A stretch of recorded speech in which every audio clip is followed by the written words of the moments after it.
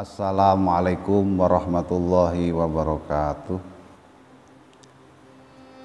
Pada pertemuan kali ini kita akan membahas kewajiban orang Islam yang masih hidup terhadap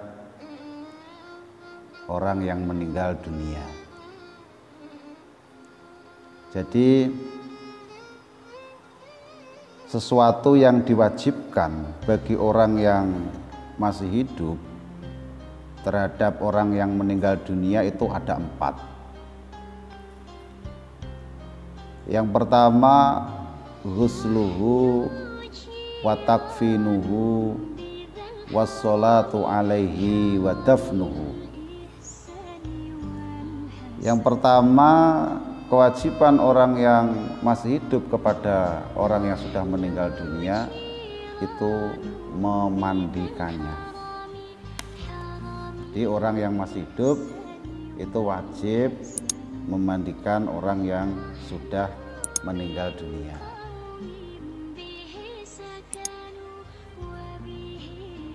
Lalu bagaimana cara memandikannya? Yang jelas, apakah yang dinamakan mandi pernah kita bahas, yang intinya mandi itu adalah meratakan air ke seluruh tubuh dengan niat yang telah ditentukan. Memandikan mayit juga demikian. Minimal memandikan mayit itu juga meratakan air ke seluruh tubuh dari ujung rambut sampai ujung kaki dengan niat.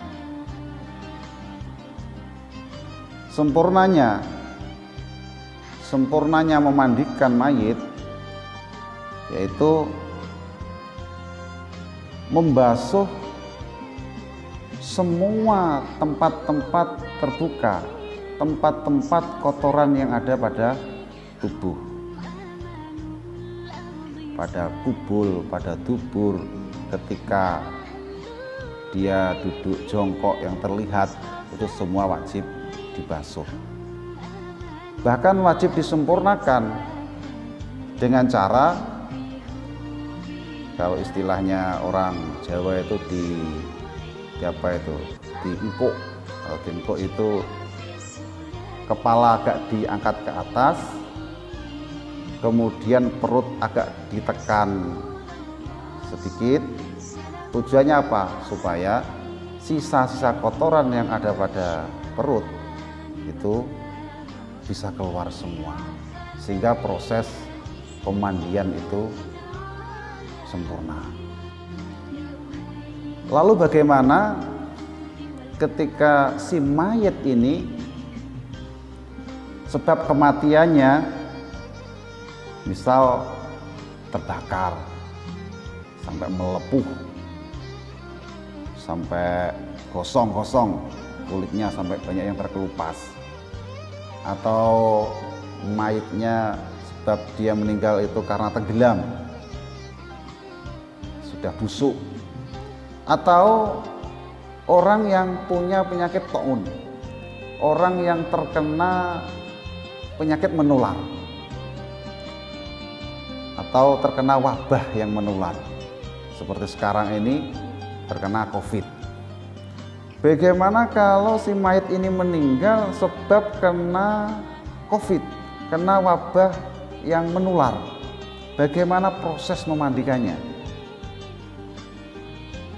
Kalau masalahnya seperti ini, maka jelas ada perbedaan dengan cara merawat mayit yang dalam keadaan normal.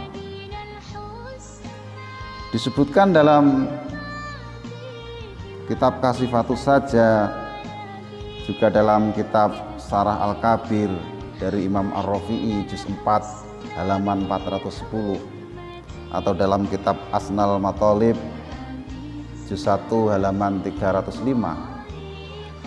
bahwa cara merawat, cara memandikan mayit yang terbakar, mayit yang tenggelam atau mayit yang terkena wabah menular, kalau sekarang bisa dikatakan terkena COVID,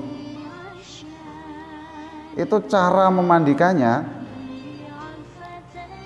itu berdasarkan pendapat ahli. Jika pendapat ahli penyakit COVID itu, yang meninggal sebab kena penyakit COVID itu penularannya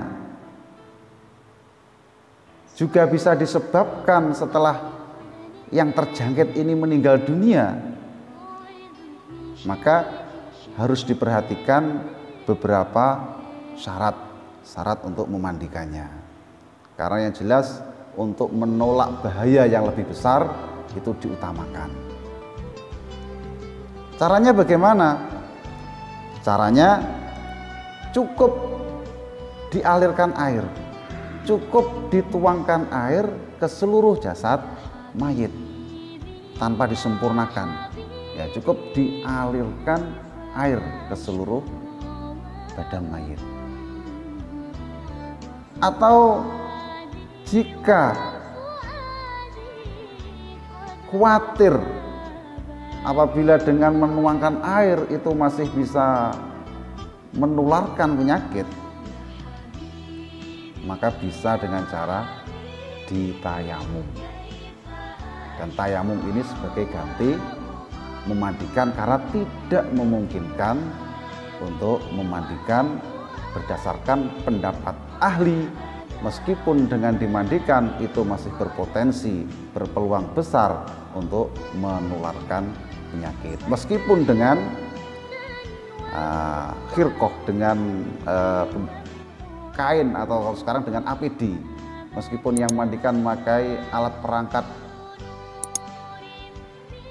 untuk menutup badannya agar tidak berkontak langsung dengan si mayit, tapi jika masih khawatir ini nanti akan tertular, maka cukup dialirkan tanpa menyentuh mayit, tanpa menggosok mayit, tanpa tanpa istilahnya itu disabun, digosok, dibersihkan semua. Jadi cukup dengan dituangkan air, dialirkan air ke seluruh tubuh. Sedangkan referensinya yaitu dalam Syarah Al-Kabir disebutkan wasubba ala majruhin amkana as-sabbu alaihi min ghairi khasyati taqattu'in. Jadi di sini disebutkan wasubba ala majruhin, air cukup dituangkan bagi mayit yang terkena penyakit cacar air. Ini sebagai contoh kecil yaitu cacar air, karena cacar air juga termasuk penyakit yang menular. Jadi intinya memandikan mayit yang normal itu minimal meratakan air ke seluruh tubuh, sedangkan sempurnanya yaitu semua tempat-tempat kotoran itu semua dibersihkan, disempurnakan, digosok, disabun supaya bersih, benar-benar bersih. Kalau mayitnya itu tidak memungkinkan karena punya penyakit yang menular, karena terjangkit wabah yang menular, maka bisa dengan cara menuangkan air atau mengalirkan air ke seluruh tubuhnya tanpa dengan bersentuhan langsung dengan mayit. Itu cara mandikan. Kemudian kewajiban yang kedua terhadap mayit yaitu mengkafan atau membungkus mayit. Minimal kafan, minimal bungkus mayit itu bagi laki-laki, kalau memang tidak ada cukup kain, sesuatu yang menutup auratnya. Cukup sesuatu atau kain yang menutup auratnya. Atau kain mori satu lapis yang bisa menutup ke seluruh tubuh. Sempurnanya 3 kain yang semuanya itu menutup tubuh. Kalau dibuat lebih sempurna lagi, bisa dengan 5 lapis. 5 lapis bagi laki-laki, 5 lapis bagi wanita juga 5 lapis. Perinciannya, bagi laki-laki 5 lapis itu 3 kain mori yang ketiga-tiganya itu menutup seluruh tubuh. Kemudian yang satu itu baju kurung, kemudian yang satu, yang kelima ini pakai sorban. Ini bagi laki-laki. Kalau bagi wanita sama, minimal wanita itu menutup seluruh tubuh. Satu kain yang menutup seluruh aurat, berarti kan minimal 1 mori yang menutup sekujur tubuh. Atau dibuat 3 lapis, atau dibuat 5 lapis biar lebih sempurna. Perinciannya, kalau wanita 2 kain mori yang kedua-duanya itu menutup seluruh tubuh, kemudian ditambah izar atau apa itu, nyamping atau jarik atau apa itu, kemudian baju kurung, kemudian kerudung, di 5. Itu cara mengkafani. Kemudian yang ketiga kewajibannya mensolati sholat jenazah. Sholat jenazah. Sholat jenazah itu tidak sama dengan sholat fardu, sholat sunnah yang lain. Karena rukun sholat jenazah itu ada 7. Ada 7 rukun. Yang pertama niat, yang kedua itu membaca takbir 4 kali, kemudian yang ketiga itu berdiri, yang keempat membaca surah Al-Fatihah, yang kelima membaca sholawat Nabi, yang keenam mendoakan mayit, dan yang ketujuh adalah salam. Ini rukunnya sholat jenazah. Nah, jadi sholatnya tidak sama dengan sholat-sholat yang lain. Jadi apakah mayitnya itu ahli ibadah atau tidak, mayitnya itu soleh atau toleh, itu tetap mendapatkan hak untuk disolatkan. Cara mensolatkannya juga sama, tidak dibedakan. Kalau mayitnya soleh itu sholatnya begini, kalau mayitnya itu toleh, tidak soleh atau ahli maksiat begini. Sholat mayitnya itu yang banyak dosa, umpama ini pakai rukuk, pakai sujud, ya enggak, sama ya, enggak pakai rukuk, enggak pakai sujud, tidak ada beda antara mayitnya itu soleh maupun toleh. Jadi enggak ada bedanya. Nanti dianggap kalau soleh sholatnya begini, kalau tidak soleh harus pakai rukuk, ya enggak. Nah, syaratnya seperti itu. Kemudian yang keempat itu menguburkan mayit. Menguburkan mayit itu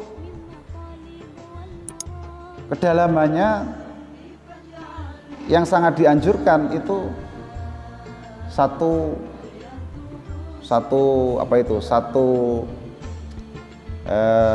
ketika orang berdiri itu sak dedek.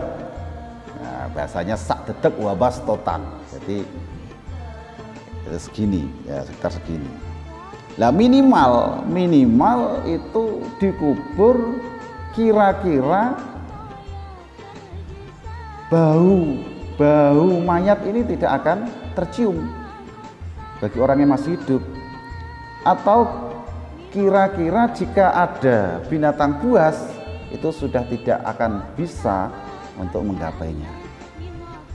Itu minimal menguburkan mayit ya, dengan cara-cara kan ya, bisa pakai cemburi atau bisa dengan cara lahdin atau luang landak ya, disesuaikan dengan keadaan tanah di tempat pemakaman tersebut.